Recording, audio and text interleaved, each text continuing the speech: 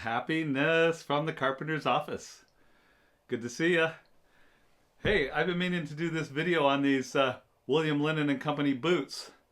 And so here I am, but I want to talk to you about a few things today. I don't know we'll have enough time for philosophy because I got some announcements and some other stuff to talk about. First off, if you don't subscribe to the Bootlosophy channel, my friend Tech just reviewed the Gold Rush boots that are the Happiness Carpenter boots that came from this channel with Fortis boots. And they are reviewed just today on the Bootlosophy channel. And it was funny, I saw the video pop up and I'm actually wearing my Gold Rush boots. So he does a very good job at describing everything about them if you're still interested in those. And it's a style that he hadn't had, the lace to toe or a taller boot. I think a boot that tall, or at least with the high heels. And so I think he was excited and it really had a good time trying them on. So that's a good watch if you go over to the Bootlosophy channel after you're done here. The patches, we still got them. The giveaway, the 10 that we're giving away, went out in the mail a couple days ago for those of you in the United States. So you should be getting those probably Monday or Tuesday here in the United States. Your free Happiness Carpenter patch. The ones, there's also some going to Germany and Bavaria. You guys, those patches are going to go out on Monday, so I don't know how long or, when that's going to get to you, but it's coming. These are still for sale now. I got a bunch of them. If anyone wants them, they're 10 bucks. It's the Happiness Carpenter patch. And they're cool. They're not iron-on, they're sew-on. And they're cool. But just, if you want them, message me on Instagram, instant message me on Instagram, Happiness Carpenter, and let me know that you want one. And it's 10 bucks plus shipping anywhere in the world. So if you want to do that, do that. One of the things I did today is I went and let me backtrack. When I wore this shirt and I presented the Happiness Carpenter patch with the patch that was on the boots, some guys said, "Hey, I want the shirt. How do I get that shirt?" So this shirt is something I made. I got this shirt in Mexico at Suburbia, which is kind of like J.C. Penney's or something down in Mexico. And then it was real cheap. I don't think I can get any more of this particular shirt. It's a nice shirt, nice army green, olive drab color. And then my esposita, my little wife, she sewed this one on for me. It also has the Smokey the Bear or Smokey Bear patch with the little baby bears in there. That one's on the other shoulder. And then it has up here, there's a Red Wing patch there. And then over here on this pocket is the California grizzly bear, which we don't actually have grizzly bears in California. They had a bounty on them and killed them all a long time ago. What a drag. So what I did was I was dropping some off. I got 8 shirts that I'm having made just like this. I'm not making her sew all these. They're really hard on her to sew all these patches on. So I took it to a place that does like the police uniforms and stuff. They actually sewing on all the patches. I got 8 shirts. There's 4 that are Lee and 4 that are Wrangler, I think. Once I get them back in hands, I'll do another video and show you guys what I got. I think I got a medium, I got a 2X, and I got medium and a 2X, and 3 larges and 3 extra larges. So there's only 8 shirts right now. Doesn't mean I can't have more made if we run out or it's a different size. But what they're going to go for, they're going to go for $165 plus shipping. And so those of you that are interested, if you want one of these shirts, just like the Happiness Carpenter has, you can order that from me for $165. Again, go on Instagram. If you want to get yours now, the first iteration, message me on Instagram, and I will just reserve your size so that when they do get here, that there's no question that one's just going to go straight to you.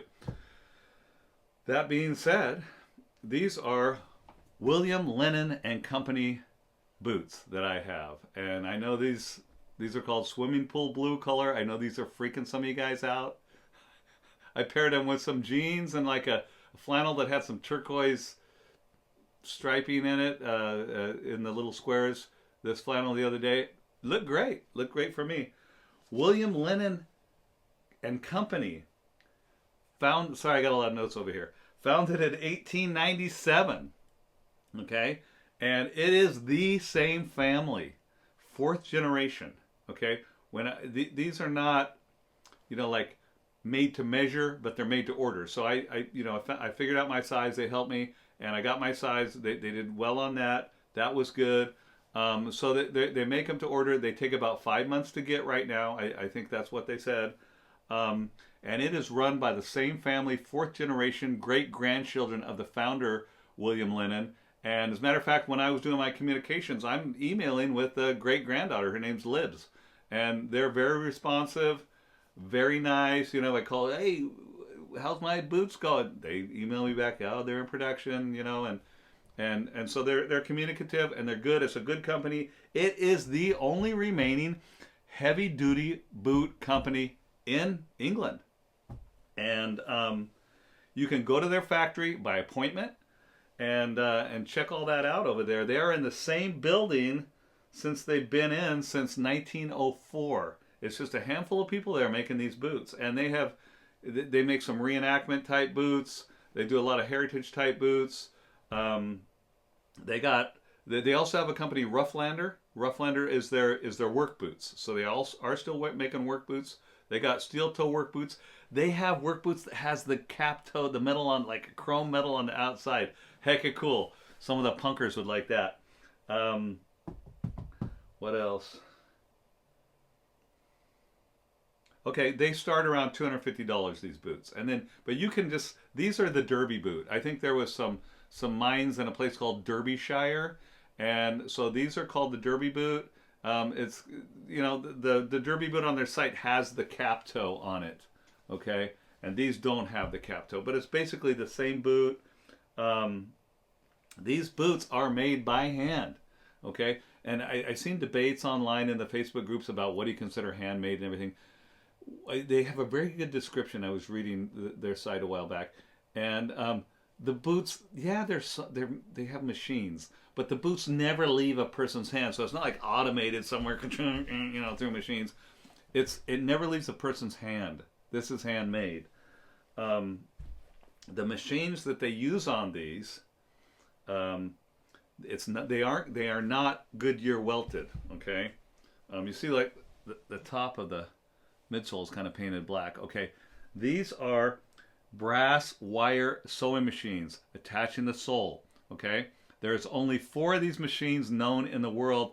3 of them are in their factory in England. 1 of them is in New Zealand. Okay, these are the original machines. When they started going back towards heritage, they dusted off and oiled up the old machines. And brass wire sewing machine. Some of you cobblers may know what that is. It's probably a historical thing. Maybe your grandfather cobbler or father cobbler taught you about that. That's all I got in my notes. So, okay, these are the first ones I ordered. These are the Derby boot. I got I wanted one that I didn't have anything like a maroon or the number 8 or whatever they call it. And so I got these. They were doing all their work boots and everything until like the 1950s with a leather sole. Okay. And then they, started putting leather soles on them. So you see I got some wear on those. I'm not a big leather sole guy. Oh, hey, talking about leather sole guy, Dale from Dale's Leatherworks, Aero Surfer LV, is a big leather sole guy. Some of the dressy guys like leather soles, but you might notice that both me, if you watch that other video, Bootphilosophy by Tech, Dale, we're both wearing your little cuff. They're really cool. He sells them. Big ones or little ones. It just kind of wraps around, and it's got a little ball there. I don't know if you can see that. And then different sizes there. It's kind of a really cool thing. Sorry, I digress. Leather sole. These are really nice boots. They fit really well, and they look. The finish isn't like super fine. These look really heritage and authentic. Obviously the blue, I don't think there was guys walking around the 1800s with blue boots. Maybe there was. But look on the toe. Okay, there's like broguing, there's holes on the toe. This one has like a nylon pull on the back. I really love pulls. And I think the nylon pull's good. Tech on his video was talking about the pull on the Gold Rush boots, that it's when a taller boot, lots of time these pulls, like your pants get stuck on them. That's why guys don't like them. Okay, but when it's a taller boot, it doesn't. But this one, it's a looks like a 7-inch boot. It won't do that because it's just it's like a nylon strap, and I kind of like that. Look at that boot. It is a beautiful boot. That's the first William and Lennon. I was referred to them or heard about them from my friend Jan, and then another YouTuber, Quality Boots. He was talking about them also on one of his videos, and so then I bought this other pair, and I was looking through their gallery. They have a gallery online too, and I don't know. I'm just drawn to funky stuff. Swimming pool blue, okay, and I got yellow stitching on it. This one, it's a Danite. It's called the Danite Lager. It's not like the it's not really like the 100 sole, like the Vibram. It's more like a mini leg. It's kind of like in between a mini leg and a Vibram 100 sole. It's a nice sole. I really like it. You can see their logo stamped right in there, and I don't know if this is part of how the sole's stitched or what, but there's like little brass nails there. Can you see that? And then this one, that brass goes all the way around this one, if you see that. So both these are super comfortable. They fit my feet really well, and they're gusseted about halfway up. They're gusseted. These ones are gusseted to these past the eyes to the hooks. Now they have different speed hooks, and look at those. Those are really cool. Those are the ones they offered me. I got to pick color, but they're really cool and really sturdy. And the way they're riveted in there is really. Those are some strong speed hooks there. So those are my William Lennon Company boots, and I really dig them. I mean, starting at $250 for all handmade boot, and I mean these are actually a part of history of England of boot making, and the only remaining heavy duty boot factory there. Original building since 1904. Great grandchildren running the business. I mean, if this isn't heritage, what is? So happiness. I guess I am going to give you a little philosophy and some of my feelings today, because I'm a little short here on time. I see that I'm not going too long. Yeah, you might have seen I posted a video of me singing the United States National Anthem. Sorry, I kind of hacked it. I woke up in the morning and I realized it was Pearl Harbor Day, and it's a holiday that we don't celebrate, but we commemorate. And it's not about the war. It's not about our enemies, and those were different regimes and things that happened in the Second World War, and we know that a lot of those countries that are involved are nowhere near what that like that anymore. But we are not commemorating the rest of the war, just the guys that lost their lives there in Pearl Harbor on that day. And when I was just broke into the trades, and in the early 80s, and then in the 70s when I was little, these guys we call the greatest generation.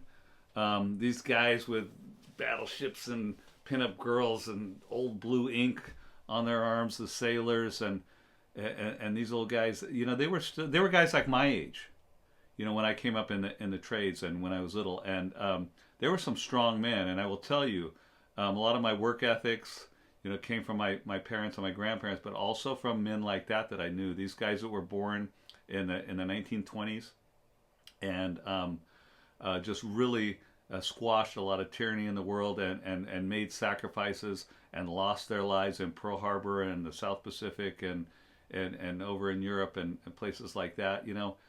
I miss those guys. Those were strong guys.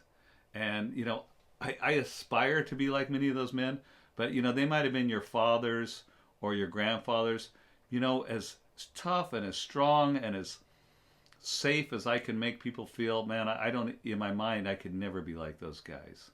And so that's why I was kind of really emotional when I was singing that national anthem. I didn't do a very good job on it, but I was just thinking about, man, some of our fathers, our grandfathers, and our grandmothers as well. Women were widely a part of the war effort here in the United States. But those people that came before us, those were amazing people. Think about the comfort that we have now. I mean, I'm the first generation that was actually born in a ready-made house with, electrical and plumbing and all that stuff, because my family's an old-time family.